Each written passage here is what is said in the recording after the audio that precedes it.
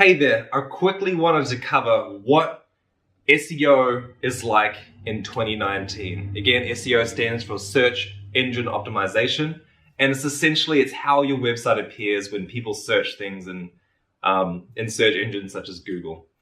So, Google's whole goal is to help users that use their website find the most relevant site possible within the least amount of searches.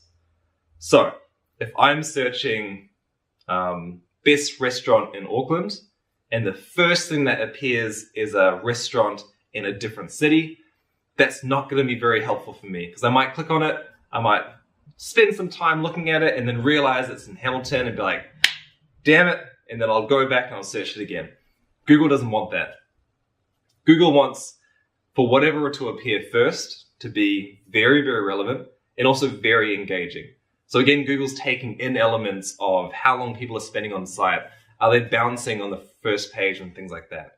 So when you do work to try rank your website better, pretend Google is like a person. All you need to do is write content for the person you're writing for.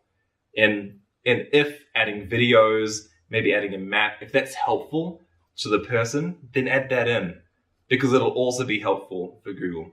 But if you're doing things that aren't helpful for people, it's just helpful for rankings, that's when you start to risk spending time on things that really aren't creating an impact. So a lot of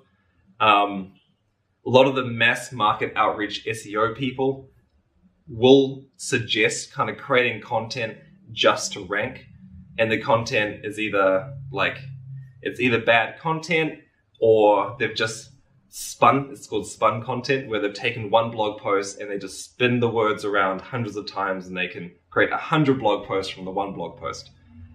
The downside is it's not really readable and it's not really engaging and it's not really useful. So if you've got a content writer that actually creates a piece of content that users will want to read versus hundreds of these like spun articles that don't really make much sense and will really encourage people to leave the website if they see it, the one article from the content writer is going to win. Because again, we're not in the day and age now where we're competing on how many keywords we've managed to stuff on a page. All we're trying to do is create valuable content for our users. And if you can keep that in mind, you're going to do really, really well with your SEO strategy in 2019.